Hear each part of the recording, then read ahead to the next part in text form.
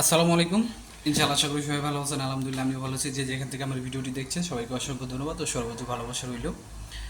যে গতকালকের ভিডিওতে আলহামদুলিল্লাহ ভালোই একটা মানুষ রেসপন্স করছে। আসলে অনেকে খারাপ কমেন্টস করে, তো আসলে সেগুলো দেখলে মাথা নিজেরই গরম হয়ে যায়। তো অনেকের কমেন্টসের রিপ্লাই আমি অনেক খারাপ ভাবি, যে যার জন্য আমি আন্তরিকভাবে দুঃখিত। যদি কেউ এমনভাবে আমি মনের ভিতর কষ্ট দিয়ে থাকি তাহলে আমার ক্ষমা দৃষ্টিতে দেখবেন। আজকে কথা বলবো ভিএফএস গ্লোবাল নিয়ে, পুরনো ফাইল নিয়ে। আর আপনারা যাবেন খুব সম্ভবত গতকালকে বা গত পরশু, মেবি আপনার গত পরশু ভিএফএস গ্লোবালের একটা ওয়েবসাইটে একটা নির্দেশনা দিছে, আপডেট দিছে, সে বিষয়ে কথা বলবো। আর ইতালি নলস্তার বিষয়ে কথা বলবো, একটু আরও অনেক কিছু বিষয়ে কথা বলবো। তো পুরোটা ভিডিওটা দেখার চেষ্টা করবেন আর দয়া করে শেয়ার করে দেবেন।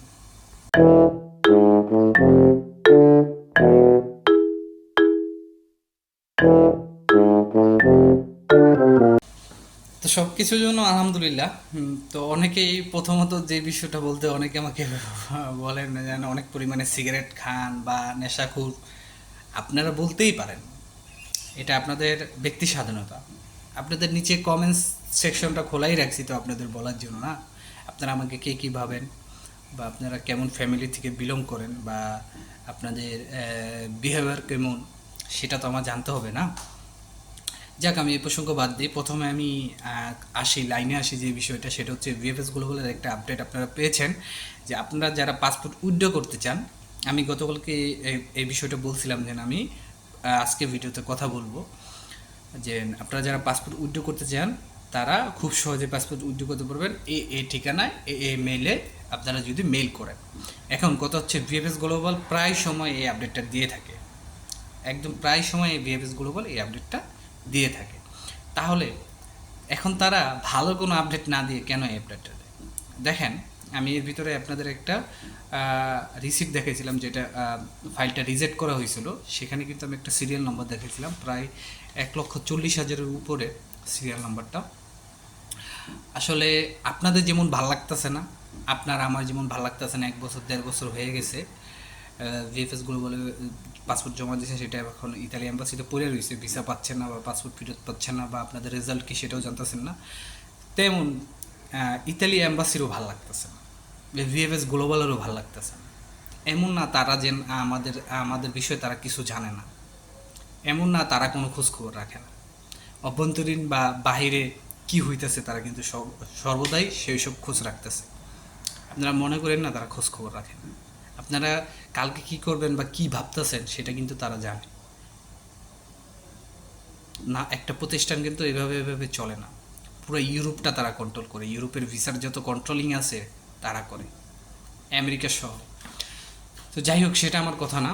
আসলে এই বিষয়টা আপনাদের সামনে আনার একটাই কারণ হচ্ছে, আপনারা কেউ পাসপোর্ট উইথড্র করেন না, কেউ উইথড্র দিয়ে না। যাদের 1 বছর হয়ে গেছে, 1.5 বছর হয়ে গেছে, আপনারা দয়া করে কেউ উইথড্র দেন না। আমি এমনও দেখছি এখানে আপনার অনেকের সব কিছুই ঠিক আছে, বাট উইথড্র দেওয়ার কারণে আপনার পরবর্তীতে তার এটা আর ভিসা হয়নি।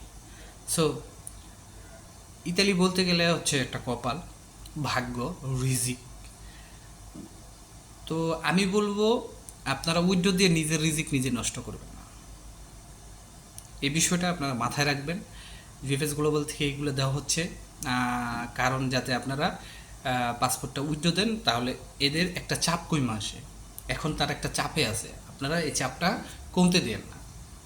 আপনারা আপনাদের জায়গায় স্টিল থাকেন, দেখবেন সব কিছু ইনশাল্লাহ আপনাদের মতোই হবে, যদি আপনার সব কিছু ঠিক থাকে। এখন অনেকে বলেন যে পাসপোর্ট উইথড্র দেওয়ার বিষয়টা বা ভিএফএস গ্লোবালের যত আপডেট আছে, কেন এদের ইতালি ভিসা সংক্রান্ত যত আপডেট আছে সেটা কেন ভিএফএসগুলো বলে দেয়? দেখেন, এম্বাসি কখনো কিন্তু কোনো সার্কুলার দেয় না বা কোনো আপডেট দেয় না, যা দিবে সব ভিএফএস গ্লোবাল দিবে। কেননা পাসপোর্টটা আপনাদের কাছ থেকে নিচে ভিএফএস গ্লোবাল। আপনারা কি ইতালি এম্বাসি আপনাদের চিনে না। আপনারা চিনবেন ভিএফএস গ্লোবালকে, ভিএফএস গ্লোবাল চিনবে আপনাদেরকে। আবার ইতালি এম্বাসি চিনবে ভিএফএস গ্লোবালকে, ভিএফএস গ্লোবাল চিনবে ওদিক দিয়ে ইতালি এম্বাসিকে। এটাই তো না?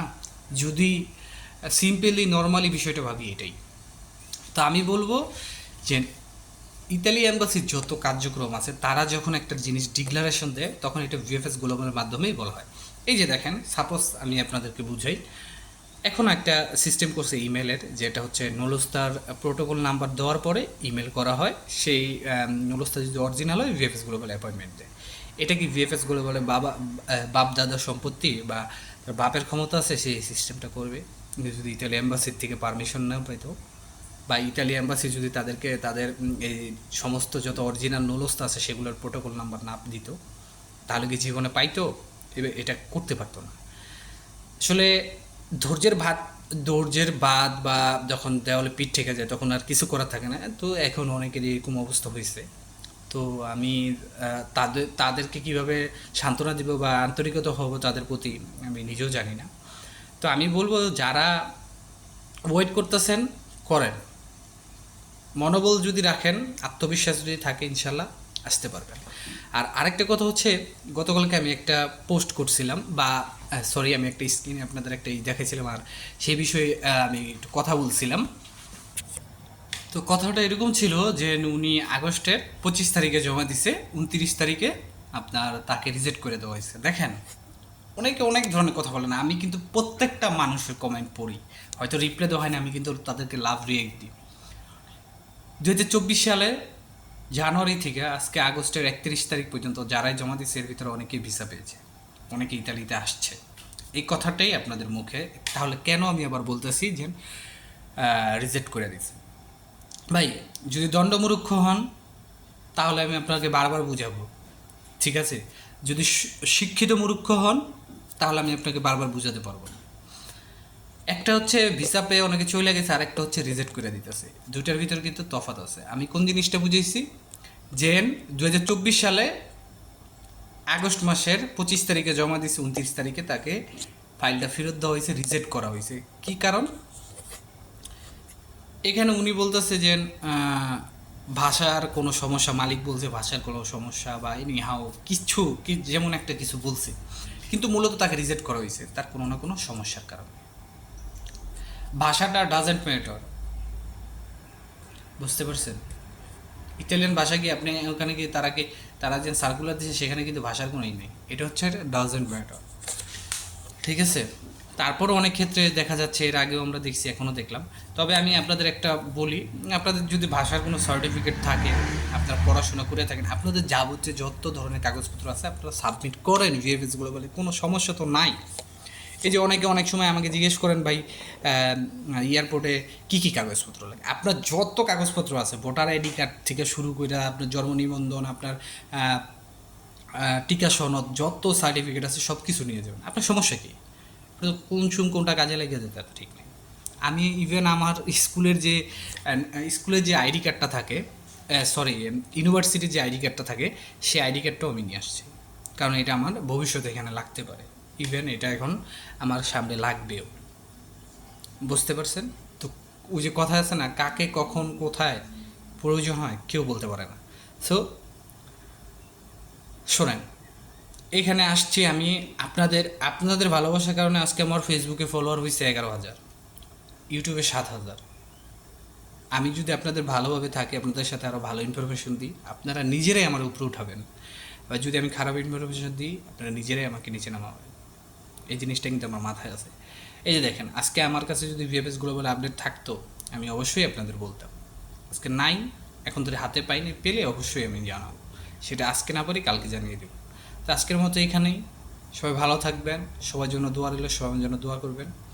আসসালামু আলাইকুম, আল্লাহ হাফেজ।